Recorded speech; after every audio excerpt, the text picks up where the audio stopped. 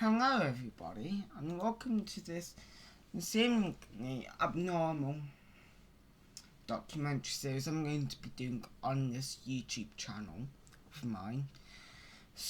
The first one is about British railways. If you don't know, I live in the United Kingdom and our railways utter shambles with railway operators, and particularly I got an interesting story that I'll tell you at the end of this video. So we'll be talking about British Railway, which traded there. So British Railway, which from basically this is more of a documentary style video. So British Railway, which from 1965 traded as British Rail, was a state-owned company that operated most of the overground rail transport in Great Britain, basically from 1948 to 1997. It was formed from the nationalisation of the big four railway companies and was privatised in stages between 1994 and 1997. Originally a trading brand of the Railway Executive of British Transport Commission, it became an independent statutory corporation in January 1965, when it was formally renamed the British Railways Board. And if you don't know, it was the 1960s when basically beaching happened. We'll get onto that later on, probably when I begin to research Dr. Beeching and why I hate trains. So many projects did get cancelled, unfortunately, and some of the projects, the underground, did get cancelled, which did lead to lines being closed, with the Northern Heights plan, which I'll leave links to Jay Foreman's video on that. If basically did get cancelled because of this. Basically wanted to connect Milton East to Edgware.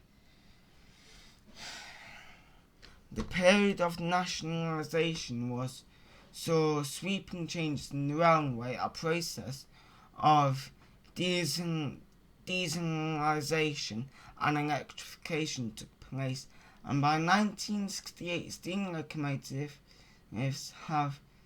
had been entirely replaced by diesel and electric traction, except for the Vale of Rydal Railway, a narrow gauge tourist line.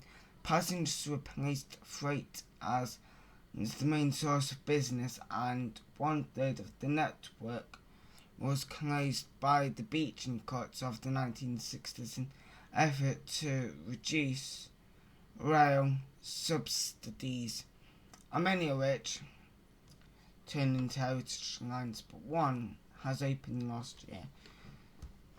When it was open, but it wasn't, there was a heritage line on Sundays, summer service, the Dartmoor line, but not all of it has opened though.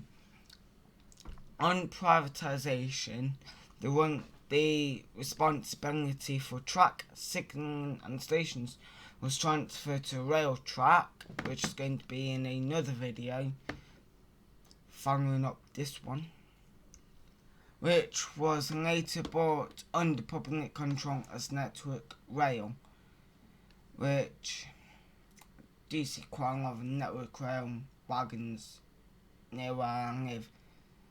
Because if you don't know, I live near a freight depot, basically one of Deutsche Bahn's cargo depots, because yes, I live in the UK and I say we got Deutsche Bahn, it's just because, remember, between 1994 and 1997, British Rail was privatised, so if you hear me say modern companies and that, it's because or predecessor to modern companies. It's because going through British Rail.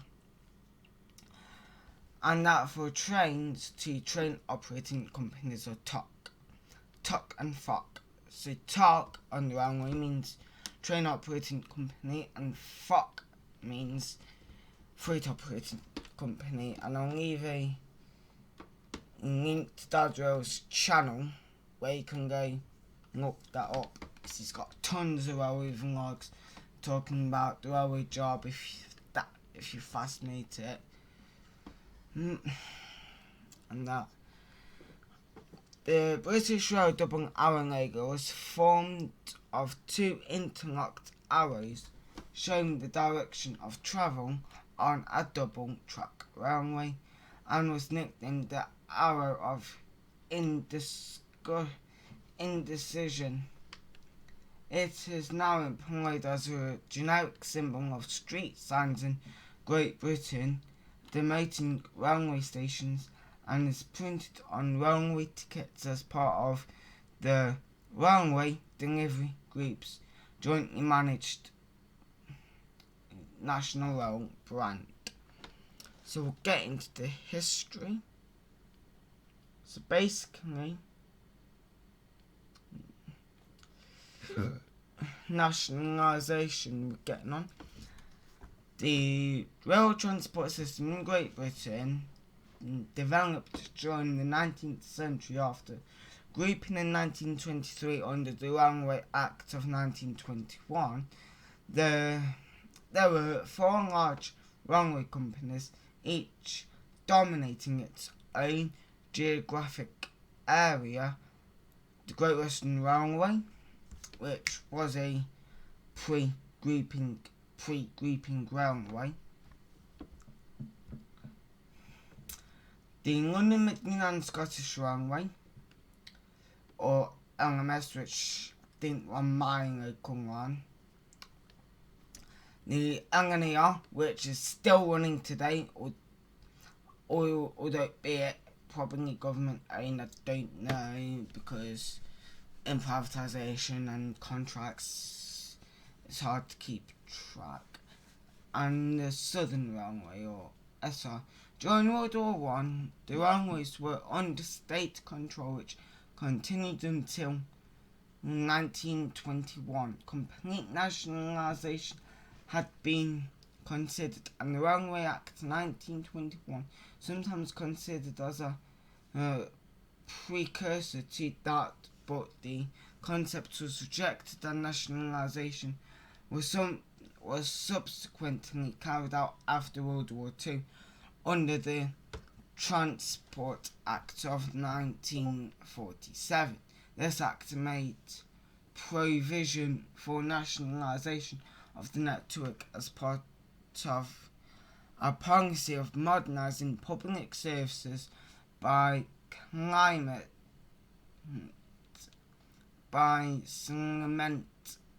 Attlee's Labour government. British Railway came into existence as a business name of Railway Executive of the British Transport Commission, or the BTC, on the 1st of January 1948, when it took over all assets of the Big Four.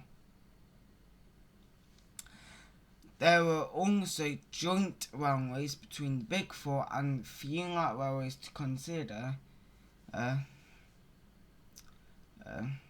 Seeing this, so on my thing, I got links going off to other research that I'm not getting into. Excluded from nationalisation were lines like the Oxfordshire Ironstone Railway, the London Underground, publicly owned since 1933, was also nationalised and becoming the London Transport Executive of the British Transport Commission. The Bicester Military Railway was already run by the government. The electric Liverpool Overhead Railway also excluded from nationalisation. So everybody knows that the London Underground was bought out by London Transport, basically till TfL took over. Basically,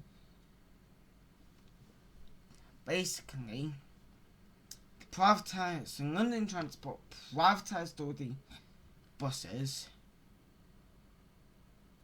TfL was formed and the trams opened, and just rebranded everything. The railway executive was conscious that some lines on their very dense network were unprofitable and hard to justify socially, and a programme of closures began almost immediately after nationalisation. However, the general financial position of BR became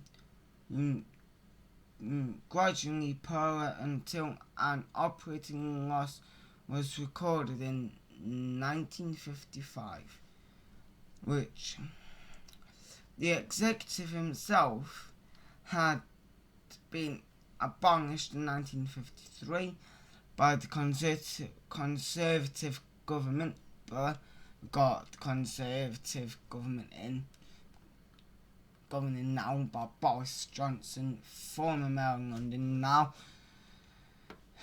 one of my favourites of Boris Johnson getting in, where he was going to call all brand new buses Boris buses, but he didn't, thankfully. However, the general and control of BR transferred to the Parent Commission. Other changes to the British Transport Commission had at the same time included the return of road haulage to the private sector. We're just over 40 years off privatisation, and they're already privatising the trucks. Then it's the buses, then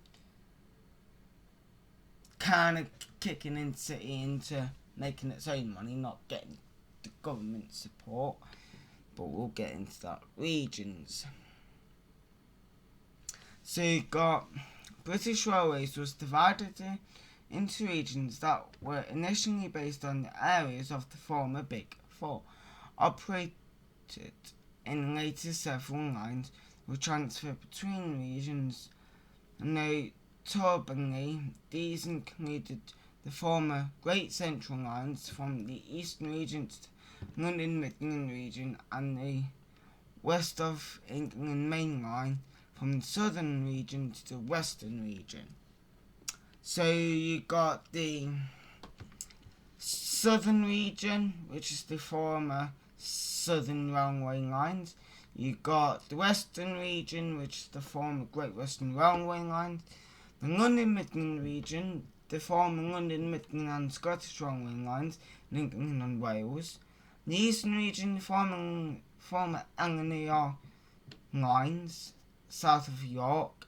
Northern regions, former LNER lines in England north of York. And the Scottish region, all lines regardless of original company in Scotland in the northern region merged with the eastern region in 1967. In 1962, the regions were abolished and replaced by business sectors, a process known as sectorisation.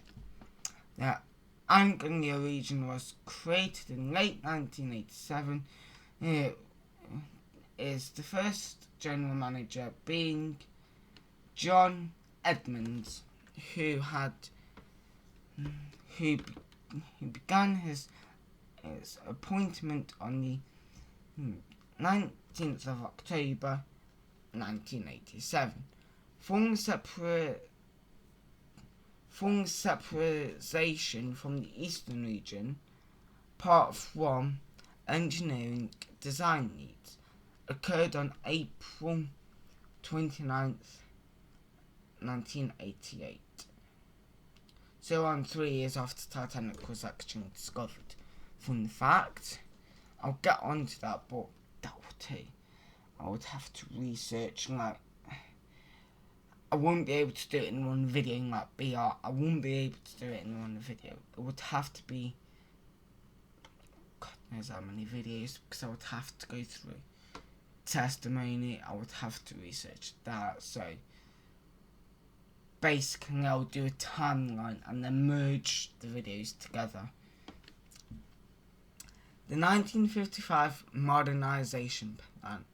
The report, naturally known as the Modernization Plan, was published in January 1955.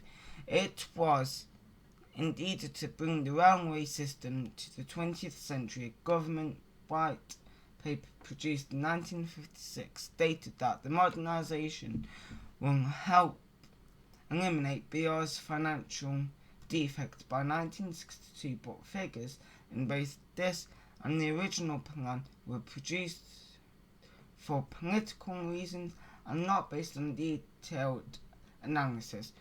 The aim was to increase speeds, reliability, safety and land capacity through a series of measures that would make service more attractive to the passenger and freight operators, thus recovering traffic lost to the roads. Important areas included electrification on principal main lines in the eastern region, basically Birmingham to Liverpool, Manchester and central Scotland, large-scale dieselisation to replace steam locomotives, new passenger and freight rolling stock, re-signalling and track renewals, which re-signalling needs to happen every so often to keep the signals up to date, and track renewals has to happen anyway just to make sure that tracks stay. Modern marshalling yards, the closure of an unspecified but relatively small number of lines. The government appeared to endorse the 1955 programme, costing £1.2 billion Great British pounds. I'm not, because what I would have done if I were to, but did too largely for political reasons. This included the withdrawal of steam traction and it's replaced by diesel and some electric locomotive, but not all modernisations would be effective at reducing costs. The diesel programme gave contracts primarily to British suppliers who had limited experience of dieselisation of diesel locomotives, manufacturer and rushed commiserating based on expectation of rapid electrification. This resulted in numbers of locomotives with poor design and lack of standardisation. At the same time, considerations of containerised freight has been developing. The marshalling yard building programme was a failure, being based on a belief in the continued viability of wagon load traffic in the face of increasing effectiveness, road competition and lacking efforts of forward planning or realistic assessments of the future freight. A 2002 documentary broadcast on the BBC Radio 4 bringing the 1950s decisions for the beleaguerment condition of the railway system at the time. Then we got the Beeching reports. During the late 50s, railway finance continued to worsen and worsen whilst passenger numbers grew fewer after restoring many services reduced during the war, and around 1959 the government stepped in, letting the announcement of the BTC would spend out ministerial authority, a white paper processing reorganisation that was published in the following year, and a new structure was brought into effect by the Transport Act of 1962. This abolished the Commission and replaced it by several separate boards. These included the British Railway Board, which took over on the 1st of January 1963. Following a semi-secret discussions on railway finance by the government-appointed Stedford Committee in 1961, one of its members, Dr. Richard Beaton, was offered the post chairing of the BTC, while it lasted, and becoming the first chairman of the British Railway Board, or the BRB. A manner of traffic census in April 1961, which lasted 1 week, was in compilation of a report on a future of the network. This report, The Reshaping of British Railways, was posted by the BRB, or British Rail Board, in March 1963. The proposals with common, which became known as the Beeching Cuts, were dramatic. A third of all passenger services and more than 4,000 of the 7,000 stations would be closed by Beeching, who is thought to have been the author of most of the report, set out some dire figures.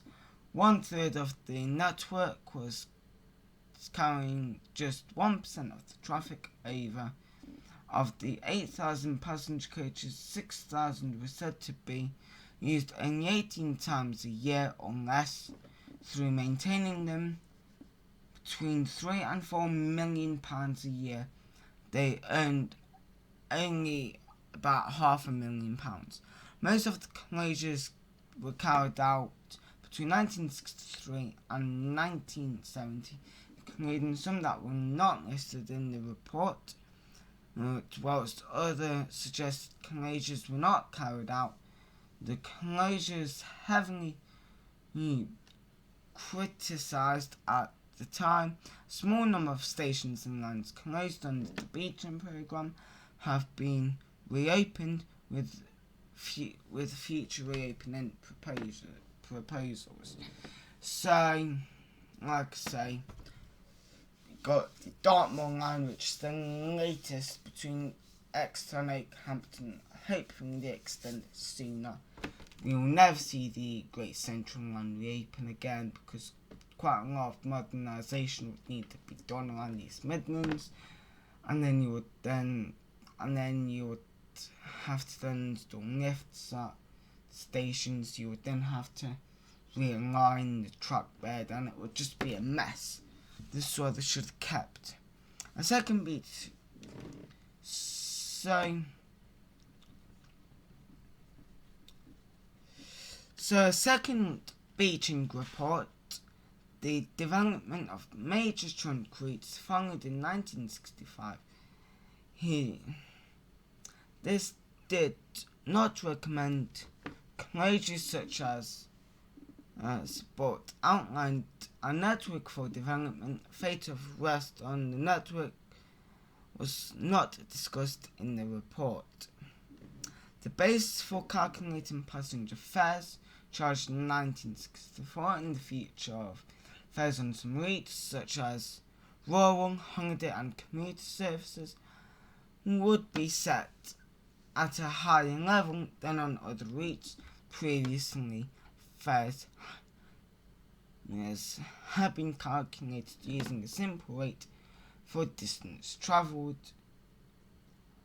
which at the time was about 3p per mile second class and around 4.5p per mile first class, equivalent to 26p today and 39p respectively in 2020. So this factually accurate to 2 years ago, basically, if you're watching in 2022. In 1966, a whites-only recruitment policy for guards at Euston Station was dropped after the case of Asquith, I'm not going to pronounce a name, a migrant from Dominica who has refused promotion on his guards, was raised in Parliament and taken up by the Secretary of State of Transport, Barbara Castle. Passenger levels decreased steadily from 1962 to the late 70s and reached a low in 1982. Network improvements included completing electrification of the Great Eastern Main Line from London to Norwich between 1976 and 1986, East Coast Main Line from London to Edinburgh between 1985 and 1990, a mainline route closure during this period of relatively network stability was the 1500 volts DC electrified Woodhead line between Manchester and Sheffield. Passenger service ceased in 1970 and goods in 1981. Whereas the quite loved Great Central Main Line passenger services basically stopped in 1964 and the last train ran in 1968. The 1980s and 90s saw closure of some railways which had survived the beaching cuts our generation earlier but had seen passenger services withdrawn, and this used the bulk of the Chester and Connors Quarry Line in 1992.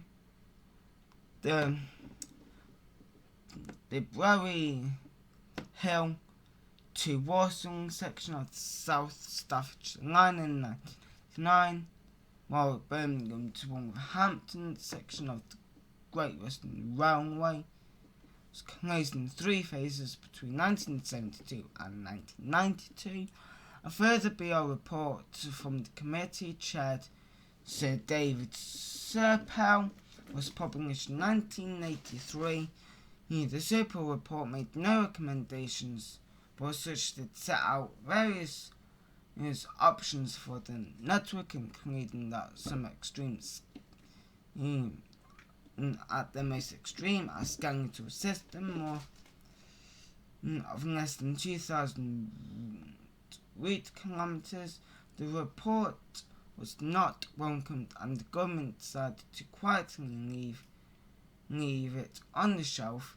Meanwhile, BR gradually reorganised with region structure and finally being abolished and replaced by business-led sectors. This process was known as sectorisation, led to great customer focus, but was cut short in 1994 with splitting up of BR for privatization. God, we're only 4 pages in and we're already 30 minutes into this documentary. So we've already gone through a lot of information. I've already discussed about what we'll be talking about later. So basically, if you lost track, we're basically now going on to the sectorisation of BR. I'll have some gameplay footage. I'm like the Bacon line playing behind me, probably without the webcam. We'll only get onto that because what I'll do is I'll do each line in individual videos, as there's just far too much information for me to do everything. So this documentary plainly is about the British Railways. So moving on, so upon sectorisation in 1982, 3 passenger sectors were created. In City, operating principal express services, London and South East, renamed Network South East in 1986, operating commuter services in the London area, and provincial renamed Regional Railways in 1989, responsible for all other passenger services. The metropolitan counties local services were managed by the passenger transport executives. Provincial was subsidised per passenger kilometre of the 3 sectors. Upon formation, its costs were 4 times its revenue. During the 1980s, British Rail ran the Railrides Membership Club, aimed at 5 to 15 years old, so basically targeting people 2 years younger than me, to basically from 5 to 15. Become British Railways such as a large operation, not just running railways but also ferries, steamships, hotels. It has been considered difficult to analyse the effects of the nationalisation. Prices rose quickly in the period, rising 108% in real terms from 1979 to 1994, as prices rose by 262%, but RPI only increased 154% in the same time. So basically, now going on to the branding.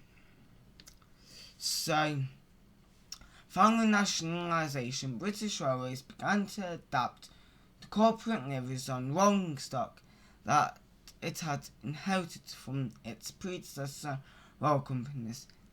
Initially an express blue, followed by a GWR style Runskit green in 1952, was used on passenger locomotives, and LWR style lined black for mixed traffic locomotives, but later green was more widely adopted. Development of a corporate identity for the organisation, hampered by completing ambitions of the British Transport Commission and the Railway Executive. The executive attempted to introduce a modern Art Deco style curved logo, which could also serve as a standard for station signage. Totems. BR eventually adopted the common branding of the BTC as first corporate logo, a lion astride a spoked wheel design for the BTC by Kessel Thomas. On the bar are overlaid cross wheel across the wheel. The BTC's name replaced the words British Railways. Logo, nicknamed the Cycling Lion, was applied from 1948 to 1956 to sides and locomotives, whilst an overall style was adopted for station signs across Great Britain, each coloured according to their appropriate BR region, using the Jill Sans font first, adapted by LNER in 1923. Obviously, LNER now being a private company on the East Coast Main Line. In 1956, the BTC was granted a heraldic achievement by the College of Arms and the Lord Lion, And then the B2C chairman, Brian Robertson, wanted a grander logo for the railways. BR's second corporate logo, 1956 to 1965, designed in consultation with Charles Franklin, adapted the original, depicting a rampant lion emerging from a heraldic crown and holding a spiked wheel. That one enclosed in a roundel with the British Railways name displayed across a bar on either side. This enabling soon acquired the nickname the ferret and the dartboard. A variant of the logo with the name in a circle also used on locomotives. So basically, to me, I prefer the first one to the second iteration of it. Obviously, then now we got the double arrows, which is still used today. So if you go, every station has one. The zeal for modernisation in the Beeching era drove to the next rebranding exercise, and BR management wished to divest the original, which divest the organisation of an anachronistic heraldic motifs and develop a corporate identity to rural of that London Transport. BR's design panel set up a working party led by Milner Gray of the Design Research Unit. They drew up a corporate identity manual which established a coherent brand and design standard for the whole organisation, specifying rail blue and pearl grey as the standard colour scheme for rolling stock, rail alphabet as a standard corporate typeface designed by John Kinner and Margaret Calvert, and introducing the now iconic corporate identity symbol of the double arrow logo designed by Gerald Barney, also the DRU. This arrow device was formed of two interlocked arrows across two parallel lines, symbolising a double track railway. It was likened to a bolt of lightning or barbed wire, and also quite the nickname, the arrow of indecision. A minor image of the double arrow was used on the port side of BR and Sea-Link ferry funnels. The new BR corporate identity and double arrow were rolled out in 1965, and the brand name of the organisation was truncated to British Rail.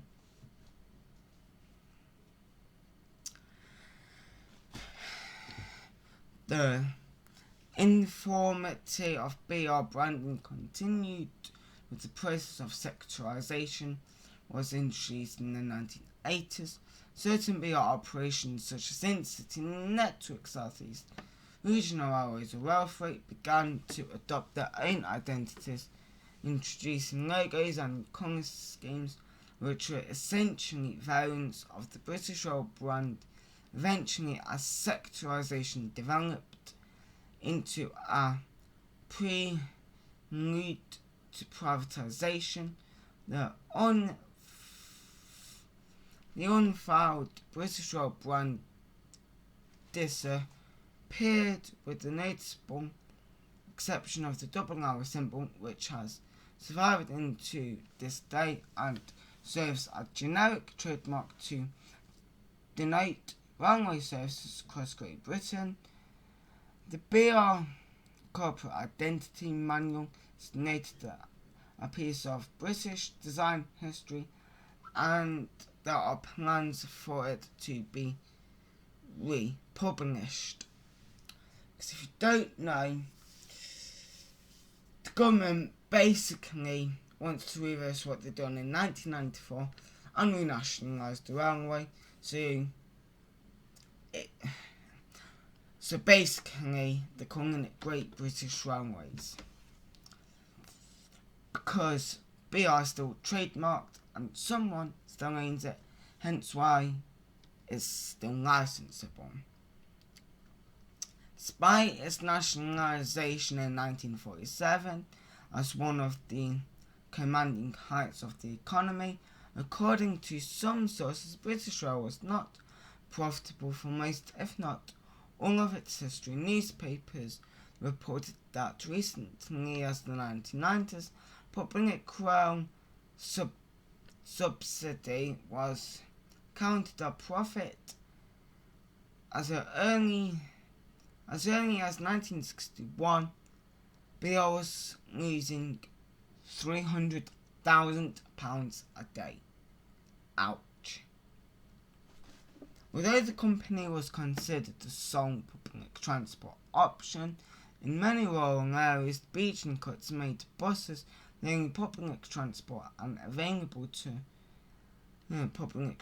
available in some areas, despite increasing traffic in traffic congestion, and road fuel prices began to rise in the 1990s. British Rail renamed unprofitable following sectorisation. Intercity became profitable. Intercity became one of Britain's top 150 companies, providing city centre to city centre, travelling across the nation from Aberdeen and Inverness in the north to Poole and Penzance in the south, which cross-country does pretty much the same as EMR, same as LNER, same as Avanti, same as all basically. Investments. 1979, the incoming Conservative government led by Margaret Thatcher was viewed as anti-railway and did not want to commit public money to the railway. However, British Rail allowed to spend its own money with government approval. This led to a number of electrification projects being given the go-ahead, including the East Coast Main Line, the spur from Doncaster to Leeds, and lines in the East Anglia of London, Liverpool Street to Norwich and King's Lynn.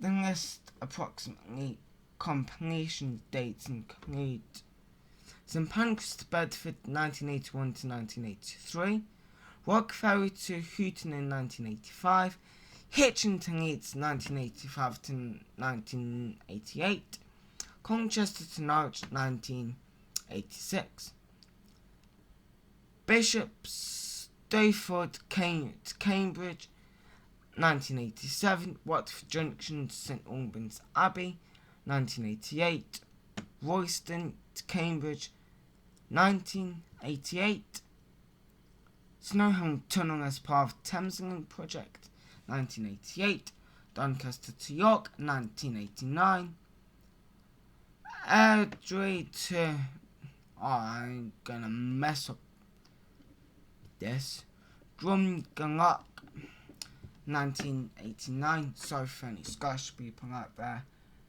I do live in England and trying to put York to Edinburgh Waverley and Spur up to North Berwick 1981, Carstairs to Edinburgh Waverley 1991, Cambridge to King's Lynn 1992, Houghton to Ellesmere Port and Chester 1993 to 1994, London Paddington to Heathrow Airport 1993 to 1994, Leeds and Bradford Foster Square to Skipton and Ilkley, 1994, and Southwest Mainland from Bournemouth to Weymouth was electrified, along with other in-film 750-volt DC third-round electrification system in South. 1988, the line to Aberdeen was reopened. British Rail advertisement, British Railways, directed by Hugh Hudson, featured some of the best known railway structures in Britain, following the Forth Bridge, the Royal Albert Bridge, the Glenfinnan Viaduct, and the London Paddington Station. London Liverpool Street Station was rebuilt, opened by Queen Elizabeth II, which is still a monarch, which I'm glad, to be honest, because considering her age and her health at the minute, I wouldn't last as monarch to my 90s if it was. So hats off to her. And a new station was constructed at Stansted Airport in 1991. The following year, the Mystic Line was reopened in 1998. The Windsor Link Line Manchester was constructed and was proving an important piece of infrastructure. Now going on to privatization, guys. So, although we are still page 8 out of 14, and we still got a lot to go, it's still taking me time to get through them, because we've been going for 46 minutes and we still haven't done this documentary. These documentaries, guys, are, as it's my first, they are going to be like this long by my Titanic. Well, I would do that more as videos where I would take a bit and we would knock 20 minutes into it before ending the video. There, I'm moving on to the next section. That's how I would do then. But these, where I got a lot of information about one company or about one line, I will try and fit it all into one video, but if I can't, I would tell you. So, basically in 1989, the narrow gauge rail of road and railway was preserved, becoming the first part of British Rail to be privatised between 1995 and 1997. The British Rail was privatised. Ownership of track and infrastructure passed on to Railtrack. On the 1st of April 1994, passenger operations were made franchised to 25 private operators of 6 freight companies. 5 were sold to Wisconsin Central to form EWS, whilst Freightline was sold in a management buyout. The Waterline City Line was part of the Network Southeast. The Waterline City Line was part of Network Southeast, was not included in the privatisation, and was transferred to London Underground in April 1994. So therefore, the Waterline City Line is the newest London Underground line, as it the Waterline City Line needs its own video to go in when it was built and why it was not integrated into the London Underground until 1994. So obviously this bit is going to, so this bit basically will be copied and pasted into that video basically. The privatisation proposed by the Conservative government in 1992 was opposite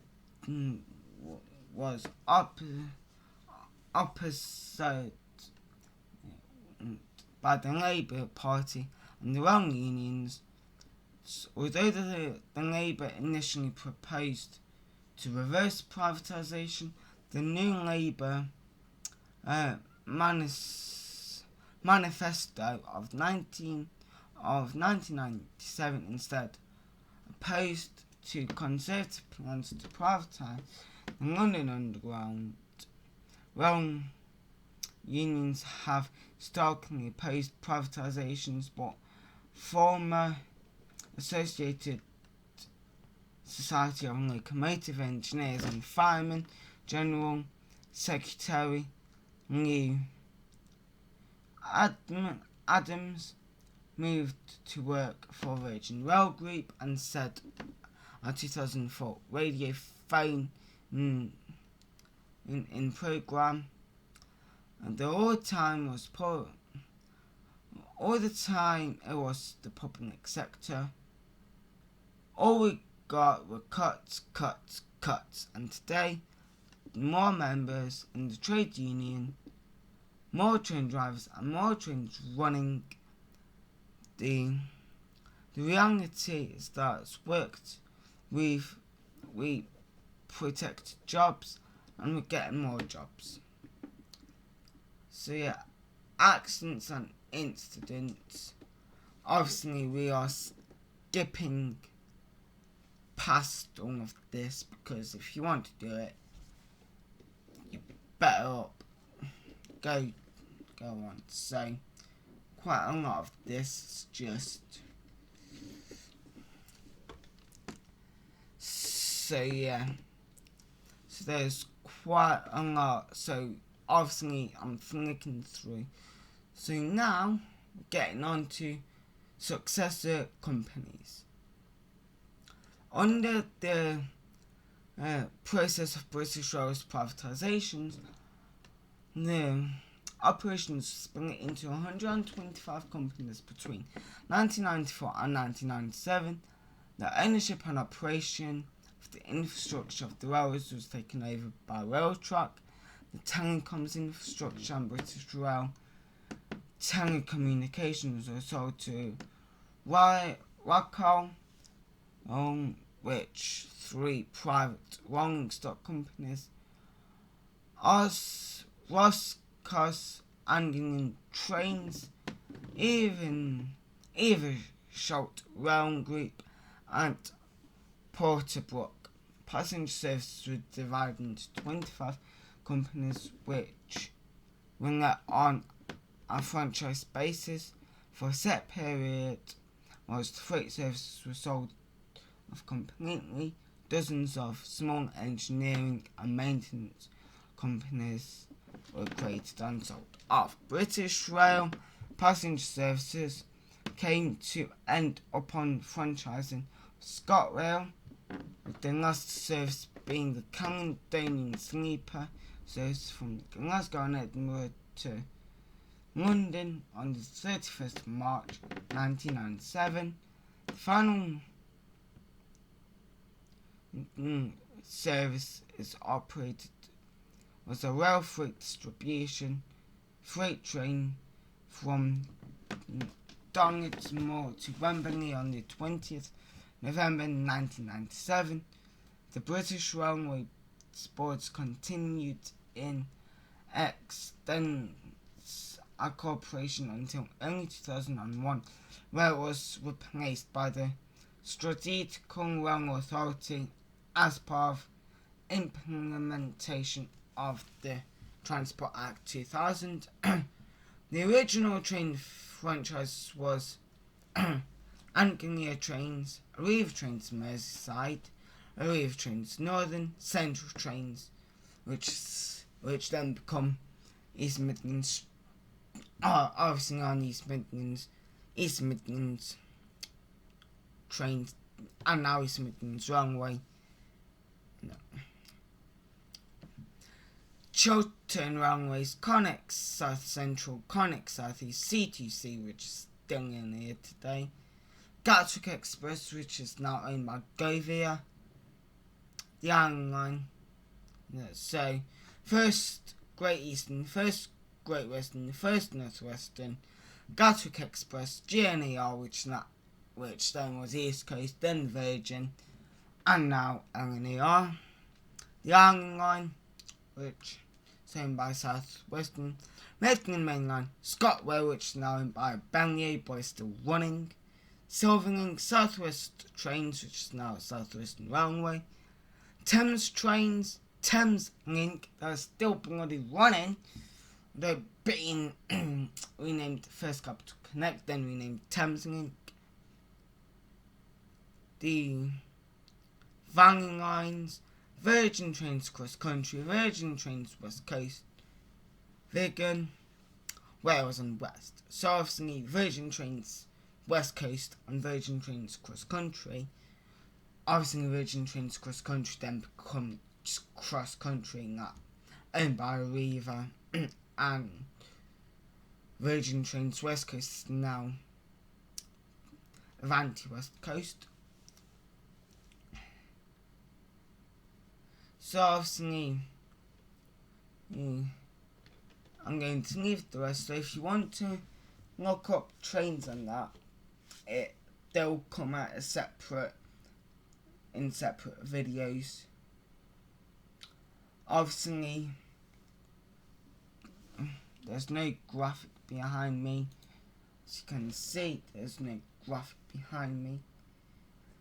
Obviously, these documentaries are going to be an hour long, between 30 minutes and an hour, depending how much information you've got to get through, and that. Obviously, I couldn't do these documentaries in 20 minutes, so if you want 20-minute documentaries, the Titanic one would be best for you. I think this route learning videos and other means videos that you want to see, like just general gameplay videos of games. Now I used to on this channel before I started Twitch, which I still got to update my Twitch channel links. Obviously I'm not streaming basically until I go Wi-Fi boost. It's only going to be on the PlayStation. So although you still would be able, so I'm trying to move. Obviously what I might do with the videos is just port them over to the PlayStation. I just don't know yet. Obviously, I do hope you have enjoyed this video. Obviously this wouldn't be possible without the internet, guys. Obviously if I had to go out, ask people of BR, write down notes, come back, write them up, got the amount of time it saved from the internet, because obviously quite a lot of these, there's a lot of information, and then trying to type up all the information into a more manageable level is quite hard. So what I'm ending up doing is just copying and pasting tons of information, because that tons of information is getting in 14-15 pages worth of work in just 2 clicks of a button, guys. The amount of work I'm putting in, like it's taken an hour to record these videos.